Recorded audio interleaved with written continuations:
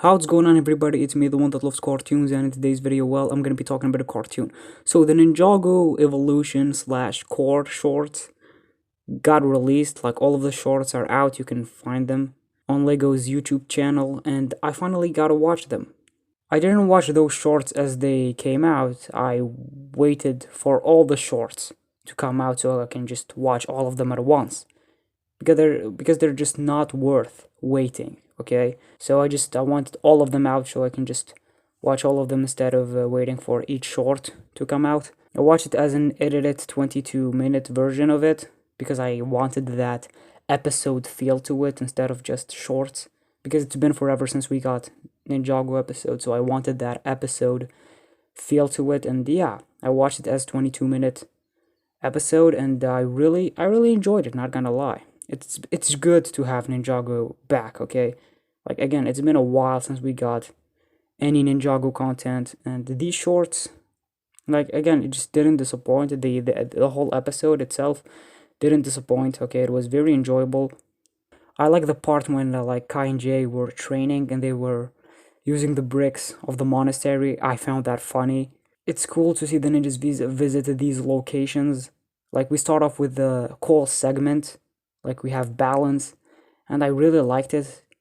We had that flashback thing with Lily and Lou, and I don't know, it kind of felt forced. Okay, like, I like flashbacks and all of that, and it involves Cole's mom, and I think she's a good character from what we've seen of her in Master of the Mountain.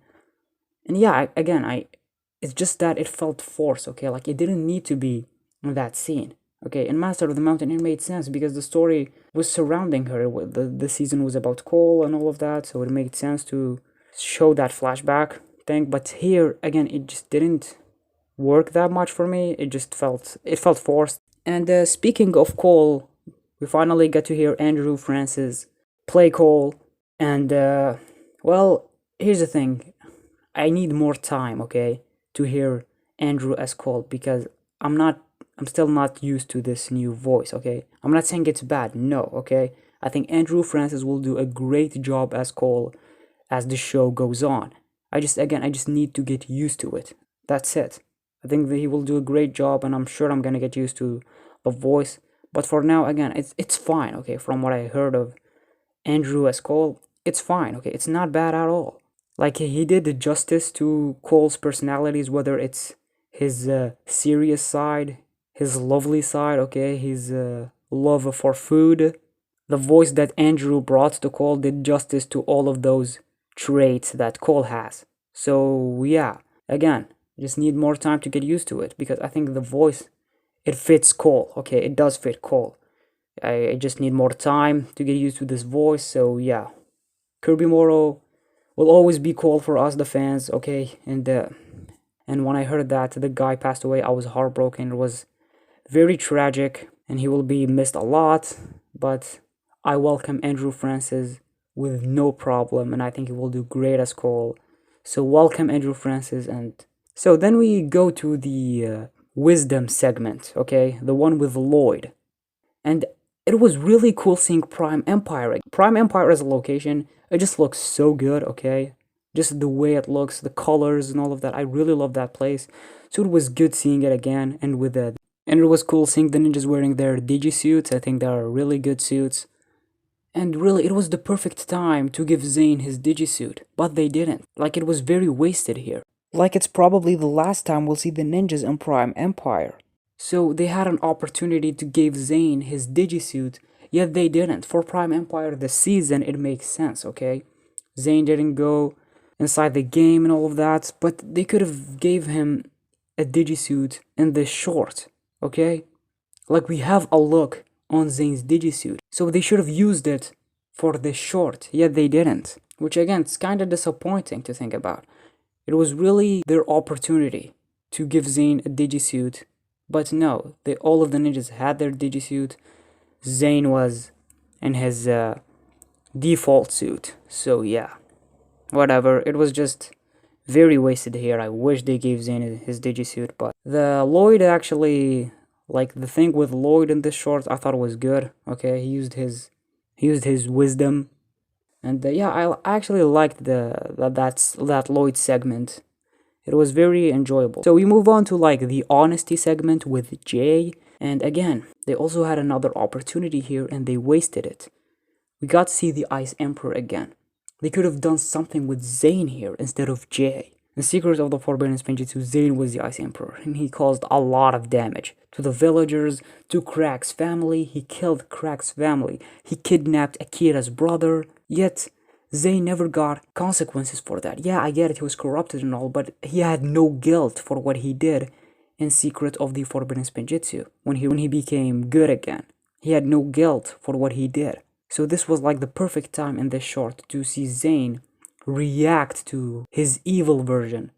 And they could have done something with it. Maybe Zane will just have some mental issues, go through some personal stuff.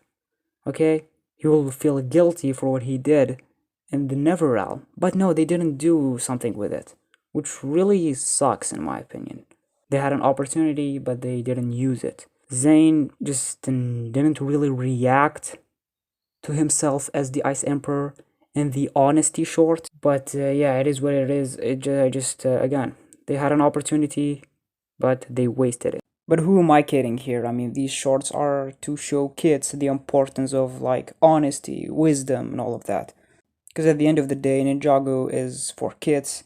These shorts here exist to teach kids and also to market the core sets. So yeah, they shouldn't be compared to Ninjago seasons where they have a lot of mature moments, and that's why us the fans are still around watching the show. So the whole thing with Jay being honest, because he also fell off the dragon, I don't know, they were trying to make it as this big character moment for Jay, but you're not gonna feel anything because it just happens. It works for an episode, not for a short. And then because of Jay being honest, the Ice Emperor let them continue on their journey to rescue Master Wu. So we go to the generosity segment with Zane. We got to see the ninjas and Shintaro, and they were wearing the hero suits.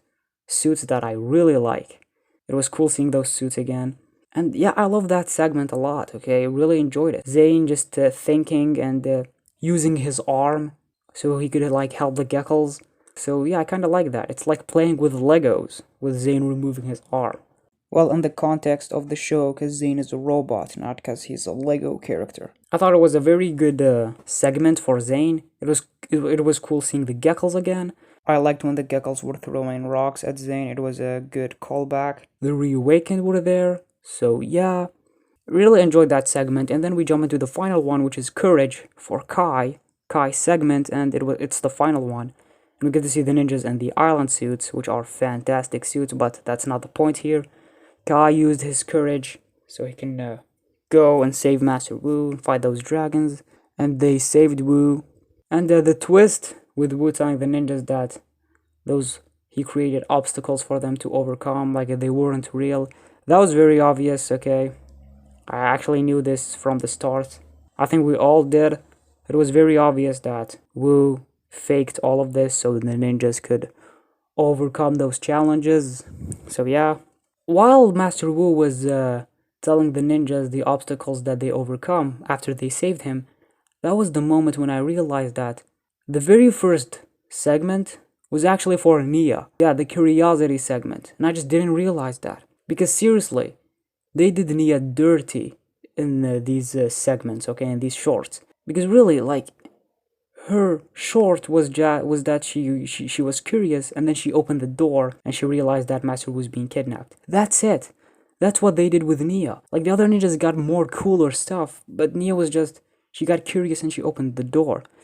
Like, curiosity, yeah, it makes sense for Nia's character, but like, they didn't make it that obvious that it was for Nia, okay?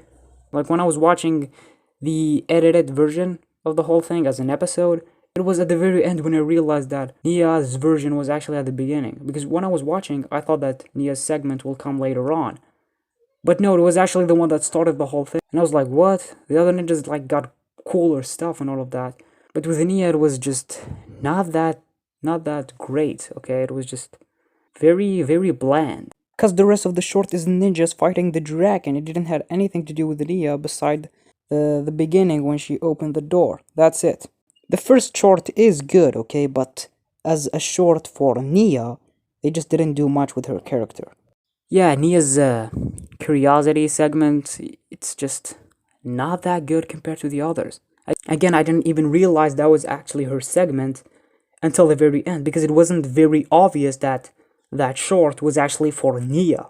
She just got curious and then went and opened the door. She didn't have that big moments like the other ninjas. So overall, I actually enjoyed all of them. Again, I saw it as a 22-minute episode, and as a whole, I enjoyed the whole episode. It was very, very enjoyable, okay? While yes, it's not gonna add something to Ninjago in the future, it was still very enjoyable. And yeah, Nia is in these shorts. We saw what happened to her at the end of Seabound, so what is she doing here? Well, I think we can have an explanation for that. I think these shorts take place between the island and Seabound, because when you think about it, the ninjas went through all of the Wild Brain installments, but Seabound isn't there, okay? We didn't get to see the ninjas deal with the Hydro Vipers and Merlopians and all of that. We only saw the balance segment, which is for Secret of the Forbidden Spinjitzu with the Pyro Vipers, and then we went to the Prime Empire segment, okay? Wisdom for Lloyd, that was for Prime Empire. We had the one with the Ice Emperor, the Honesty segment for Jay, that was for Secrets of the Forbidden Spinjitzu. There was one for Master of the Mountain, the Generosity for Zane, and the final one, Courage for Kai, that was for the island. There wasn't a short for Seabound or anything, so that indicates that it's before the events of Seabound, but it's after the island. That's why Nia is alive and still with the other ninjas. It's before her sacrifice, it's before the whole season. And these shorts are probably the last time we'll get to see Nia because of what happened to her in Seabound, so I wish they did something cooler with her. Something good. And, see, I was kind of a little bit not sure on the honesty thing with the J. Like, when was honesty a thing for J, okay?